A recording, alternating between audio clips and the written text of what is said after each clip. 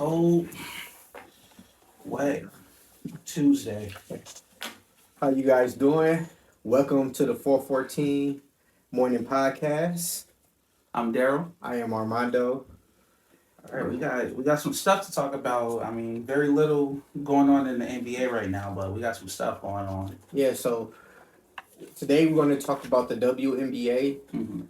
Nick Wright, which to me is Nick Wrong. We're talking about the NCAA and the transfer portal. Mm-hmm.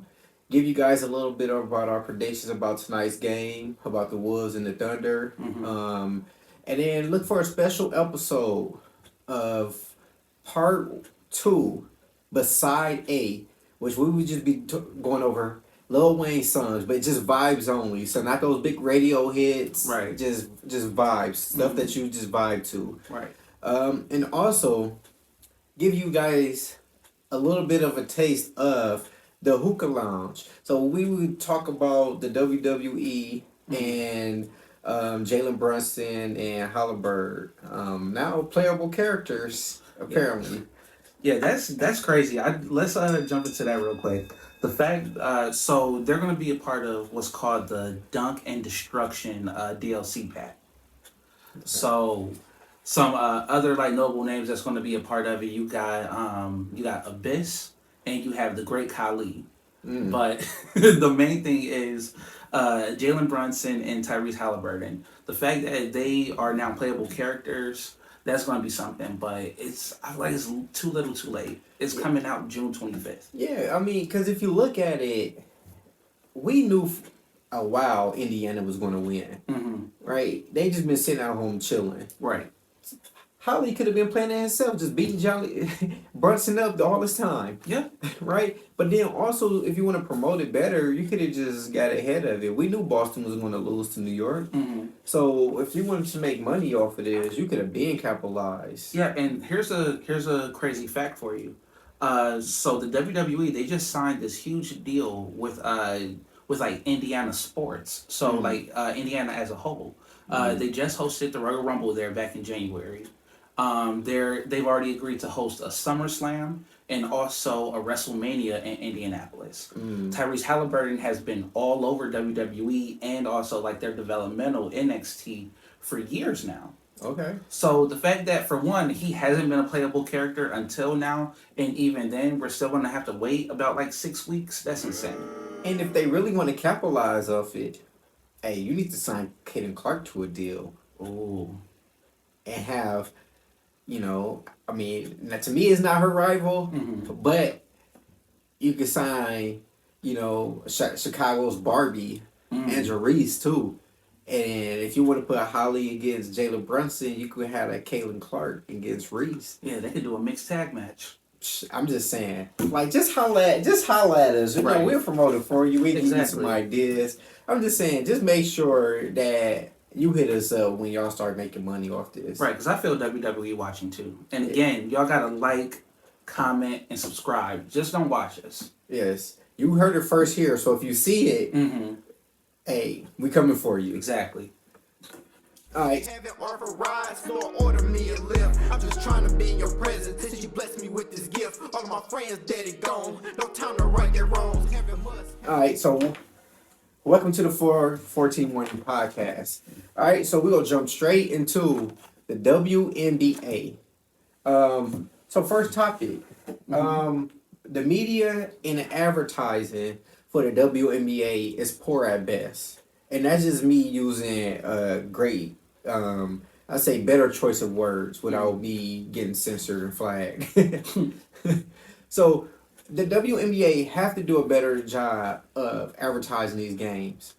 I mean, we're trying to get paid by YouTube, so I'm not going to talk bad about YouTube TV, but we want to be able to watch the WNBA on something better than YouTube TV.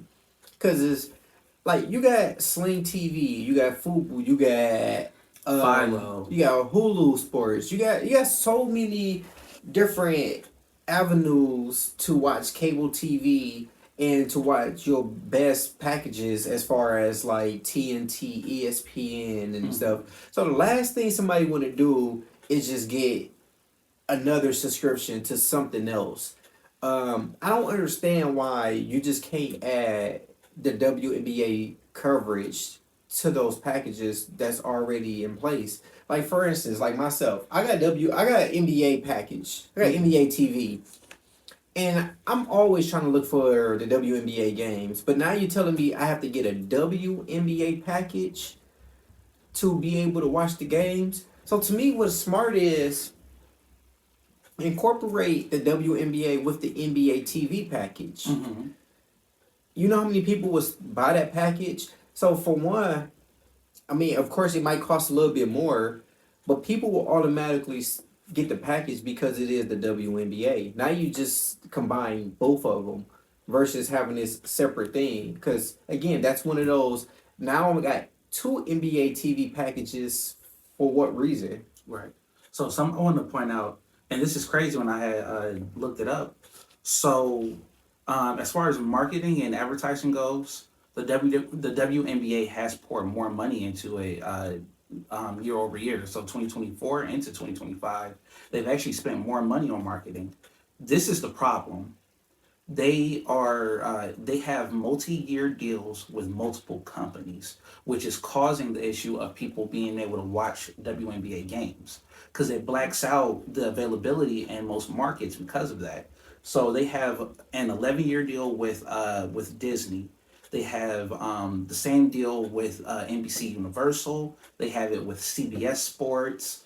So it's available, but the thing is, it's just everywhere, and also at the same time, not everywhere. Yeah, because even look at Disney. So ESPN is by Disney, right? WNBA games isn't a priority. Right. So it's like, we'll play you when we play you. Because most people think about it, they might have ESPN 1 or ESPN 2. How many people really have ESPN Plus, ESPN 3, ESPN? Like, I have it because I just love sports. Yeah. But how many people really is going to go through that channels and those different revenues to be able to just watch a game? Ion TV. I can even tell you what channel that is. Yeah, I'll give you one better. So, and it's not even just a problem that the WNBA is having. The NFL right now, they actually, if you want to watch all the games or at least be able to watch all the games, $1,500. That's how much you have to pay for like all the streaming across all the platforms in order to watch all the games. Yeah, because I have NFL, and there's only so many games you can watch, and depending on who's playing it, like you said, like so even if I do get the subscription, right? So I got NBA TV. I'm from Milwaukee. Don't come stalking me. But I can't even watch the Bucks. Nope. With NBA TV, it's blacked out every single time. So I'm paying for a subscription, and I can't even watch my home team. Right. You can't even watch a local game. I'm glad that I don't like the Bucks. That my favorite team is Golden State, so I can watch everything Golden State. But sometimes I want to check on my local team, and I can't even do that. Yeah. Even with the Packers, if the Packers are on NFL, I can't watch the Packers. So. I mean, I just feel like they got to do it better. And then even advertising, like, they only advertise the same two people. Caitlin Clark is super boring. I mean, I'm sorry. I'm not a Caitlin Clark hater, but she's boring. There's nothing about her that interests me, right? And then you just got Angel Reese over-promoting herself, right? So, and I feel like a lot of these WNBA stars, a lot of people only know about them because of their looks, because of what they're doing on TikTok. And a lot of that has nothing to do with the WNBA. Right. Like, they're advertising themselves better than, like you said, the WNBA. Just like even we was looking today for games. Can't even find it. Yeah. And then... Or if you do find it, it's, like you said, it's on YouTube TV. It's on something that you now, like, I don't have that now, so now I got to get it if I want to watch this game. And that's not even promised that you'll be able to see multiple games for the year. Yeah. They might just have it broadcast on that one platform for that moment. Yeah, like, because Caitlin, they trying to promote Caitlin Clark. All of her games are on Prime TV. And you can be able to catch it whenever she play basketball. Right. But to me, if you want to get the word around, and if you want to get the buzz circulating around these players, you have to do a better job promoting different players, different job of highlighting players, Yeah. different job of showing that, you know what, WNBA stars are real basketball players. Yeah, because I mean, if you think about it, look at how well the NCAA women's basketball program as a whole is. People love watching like March Madness for like the women, and there's no reason why that doesn't translate into the WNBA. Yeah, because I hate the notion that they trying to promote looks, looks and body. Yeah, Because these women are so much more than just their looks and just their bodies, right? And if we're trying to promote basketball, you got to get away from that sex sells. Like, let's or even what their sexual orientation is. yeah, like let's just look at what they do. Like they have skill sets. They can't play basketball. Like, but we're isn't no promoting that. Like I watched the women's game. They do some moves that some of these guys can't even do. But you see no highlights of it. Right. Like we were talking earlier, Paige Beckers, right, rookie, just had 19. She in rare company with Candace Parker, Cheryl Swoops, right? Who knew it?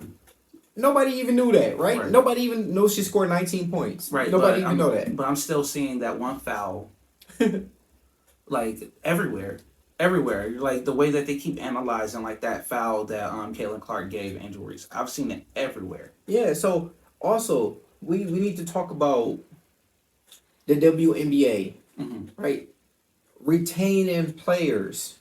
Trying to figure out retaining players, creating different leagues for these WNBA players, and off of this draft. This draft is too long, too many players.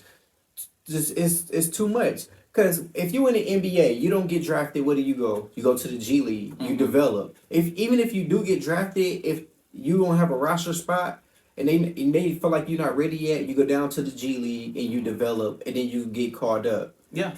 And any team can call you up. You go on these 10-day contracts. So if these WNBA players, if they get drafted from college, and they could be All Americans, they can be everything. They could be formal MVPs like we were discussing earlier, and the new face up or however they feel about you that time, then you just out of the league. Right. And most of these girls they are in the gym trying to work on their bag, trying to get back to the league and stuff like that. It used to be a point where, okay, I don't get drafted, I go overseas. Right. But that stuff that happened with Brittany Griner, people scared to go overseas now. So now these women are just finding new careers and doing different things because they're like, what's the point at this point? Like, why not create a development league for the women? Yeah. Or I know like they were just kind of like fussing about it last year. But just imagine if Caitlin Clark or even Angel Reese would have joined Ice Cube's Big Three.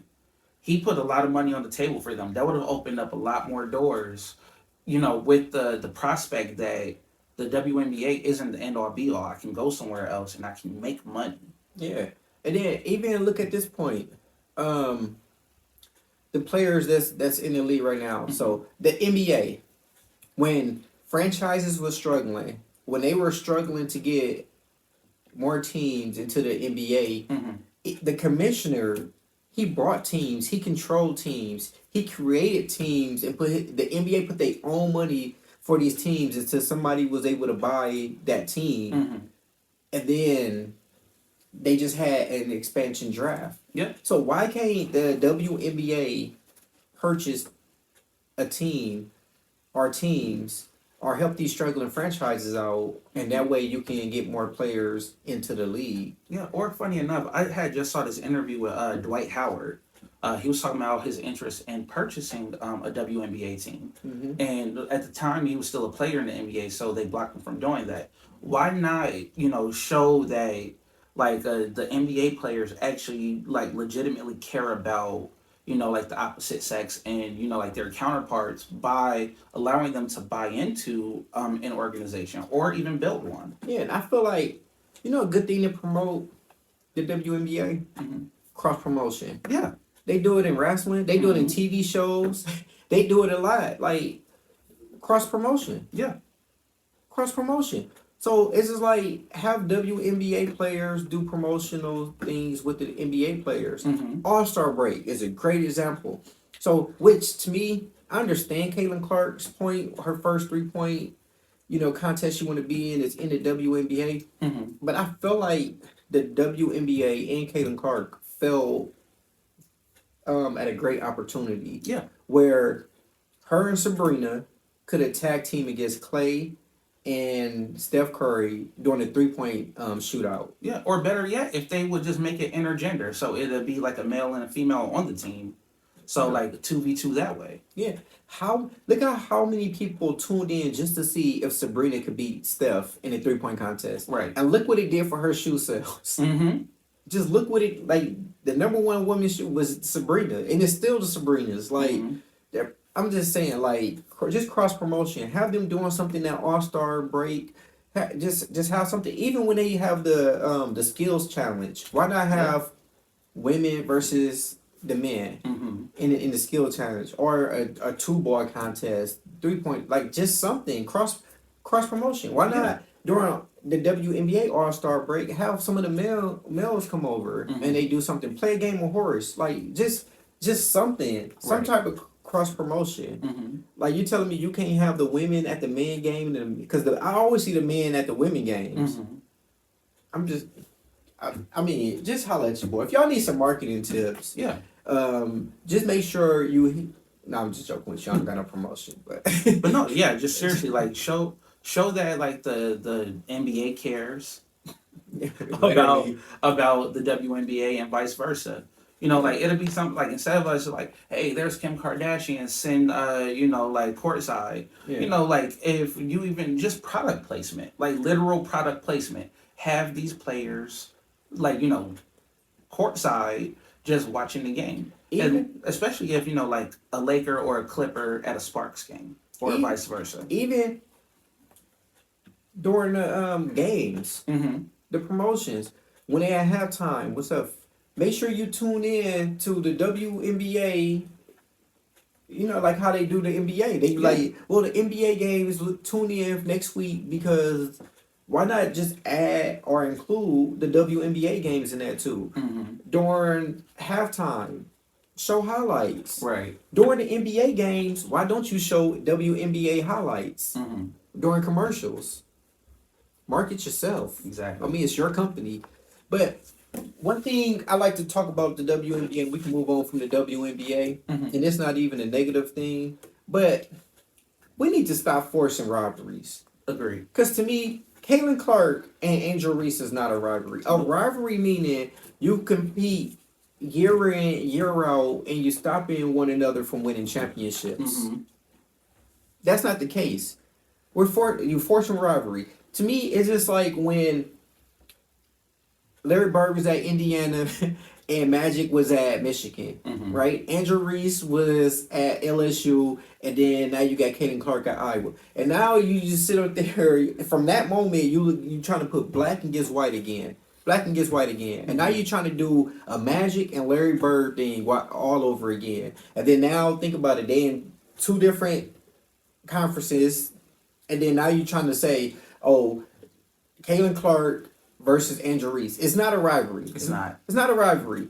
It's not even the same players. Mhm. Not even the same players. It's like Steph beefing with with Draymond, or Steph sitting up there and you trying to compare him with Drummond or Dwight Howard or somebody. Like Right. it's not even the same players. Mhm. And now we need to sit up there and stop trying to force black against white, because you're in the media and you trying to pursue this black and white thing. That's the reason why now they're sit up there sounding like they're monkeys when Angel Reese is at the free throw line and they giving her racial slurs, and now it's a black and white thing versus just two basketball players at a high level competing. Right. Like, for you to be able to take away from two great basketball players and make it racial, Mhm. like, I feel like that's, as my grandma called it, the world just looking ugly at this point. Yeah. Because it shouldn't be black against white. We should be talking about two highly skilled basketball players, not about skin color. Right. That's also just trying to push the game forward. Yeah, and I understand you got to create something to be able to promote, but you got to make it make sense. Yeah. Because they're not competing for championships. They're not the same players, and what is it, second year in the WNBA? How is it even a rivalry? Right. Right? They faced each other just for 2 years in college. It's not a rivalry. It is not a rivalry at all. Rivalry was Magic and Bird because every year the Lakers they played against Boston Right. for the championship. And they were blocking each other from championships in college. Yeah, and this is not a rivalry. This is just the media trying to push a narrative. This is the media trying to push black against white. This is the media trying to put two women against each other when both of them actually, if you want to promote the WNBA, it would be better you see how the NBA figured out Magic and Bird loving each other is better than them going against each other because the promotional piece of that was way better. Right. They should be playing together because it's money for both of them to have. Exactly. Just saying, y'all, we just got to do better. Yeah. Just got to do better. So, another person that got to do better, Mr. Nick Wright. We need you to just step up to the congregation right quick. So, I feel like you say stuff just for clickbait, just to be relevant. You say stuff just so people can tune in and watch. Because what you say most of the time doesn't make sense. Maybe the AirPods is in too long. Maybe, the nose is getting in your way so you can't see clearly. Right? You do it's just big nose, right? Like just sticking your nose in places you shouldn't belong. You just being too nosy. I got a whole bunch of just words for him being nosy. But you know what, Mr. Nick Wright, tell me how does this make sense? Mr. Nick Wright decided to say that Steph's legacy is affected because Aaron Gordon was out there playing with a grade 2 hamstring strain and Steph Curry couldn't even give it a go. Really? Steph's legacy should be already cemented. Right. And I can't believe the audacity, gotta sound like Stephen Smith now, that you would even compare Aaron Gordon to Steph Curry. Right. Like, to me, not even the same player. Not even the same player. So, when you think of Aaron Gordon, you think of him of 2 runner-ups to a dunk contest. That's it. He won one ring, where he averaged a whole whopping 14 points for the series. A whole whopping 14 points. And we comparing Aaron Gordon to Steph Curry, which his finals, 26, 27, 23, 28, 29, and the last one averaged 31 points. And we comparing the same Aaron Gordon to Steph Curry. Steph Curry that is a system. The same man that you have to pick up 94 feet. The moment he wake out of bed, you got to be sitting there while he getting dressed because he can shoot it down there from his house. Right. I'm just saying, you got to pick this man up from half court. We talk about the same person that we watch that no matter what ball screen he come off of, 3 players hold him and it's creating equal shots for somebody. Aaron Gordon, y'all just lost by 34, almost 40 points. The series wasn't even close. Even if they would have got your 14 points, they would have still lost by 20 points. Right?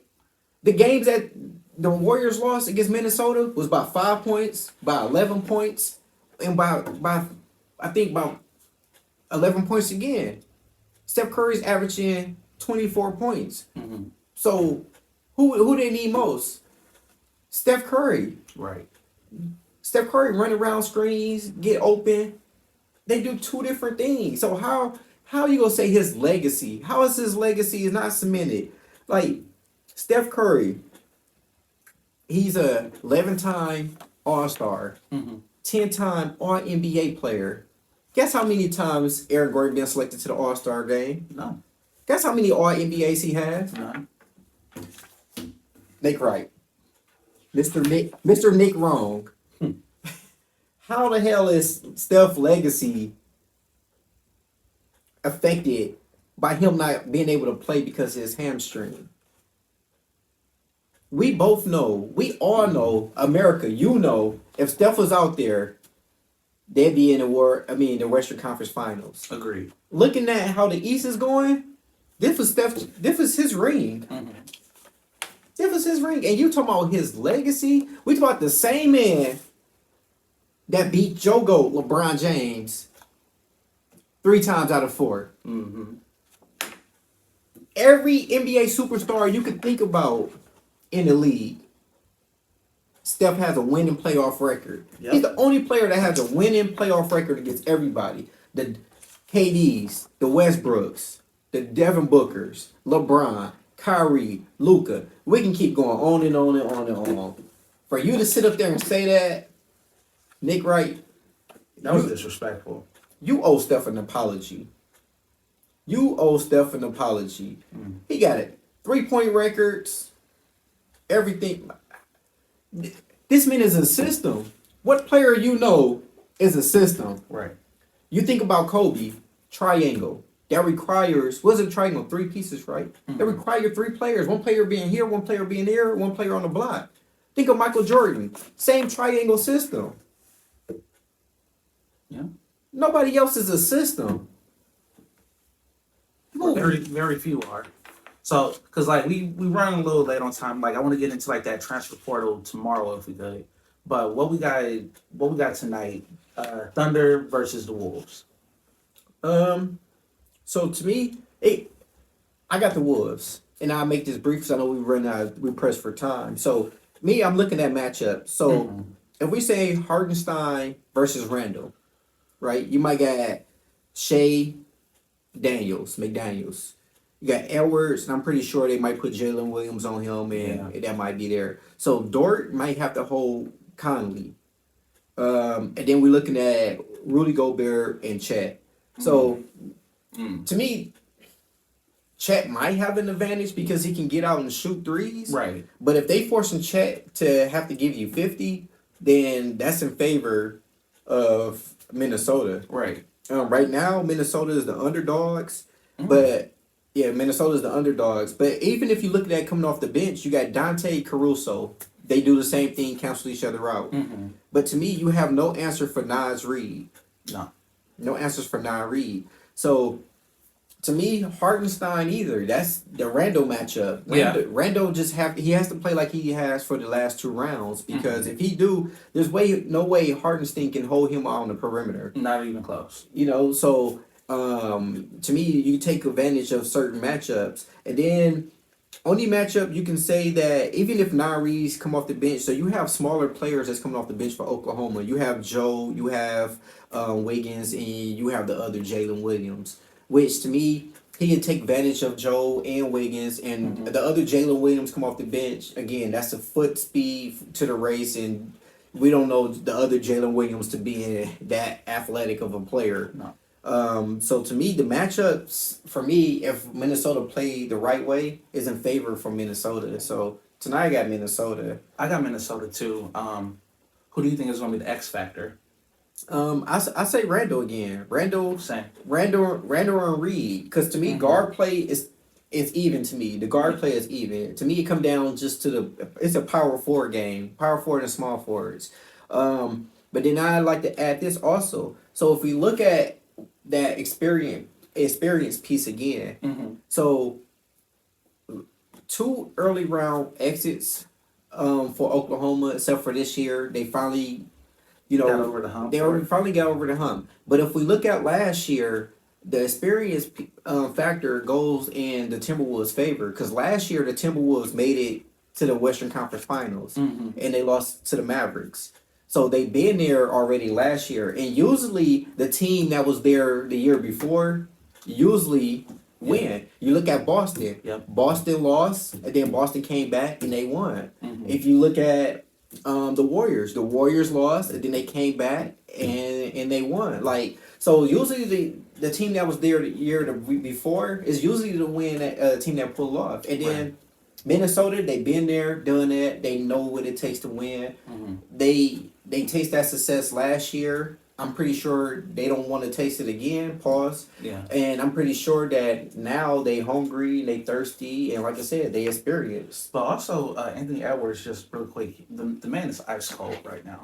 Like he's just he has it in his veins. Like I think, like you said, I think he's sniffing at like a championship. He wants that championship.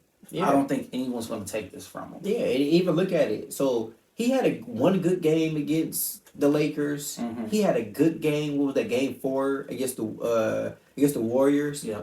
But we have yet to see Anthony Edwards put his foot and his imprint on the series yet. Mhm. And him being where he at right now, I feel like this go be the series where he really go put his foot down and his imprint in the game. Agreed. And then, like, one thing we want to say before we go is, it's funny how now the NBA, and I'm not saying it's a conspiracy thing going on, but it's weird how now all the new faces that they're trying to make the faces of the league Mm-hmm. is now the last 4 teams standing. Yep.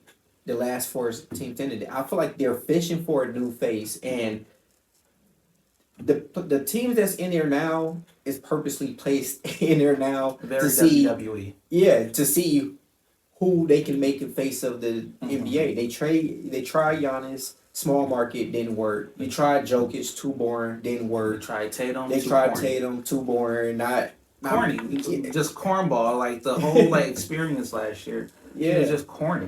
yeah, you get what I'm saying. So it's like they fishing for that new face, Mm-hmm. and whoever come out of these playoffs on top, I can see them being the new face of the NBA. Okay. Because you see they getting rid of the old waves. They Even are. Devin Booker isn't that old, but it's like he's not really relatable. Right. So Steph Curry, LeBron James, you see them gone in 2 or 3 years. Same thing with KD and stuff. Like Mhm. right now, they're like, we need to get America used to this new wave of basketball stars. Mm-hmm.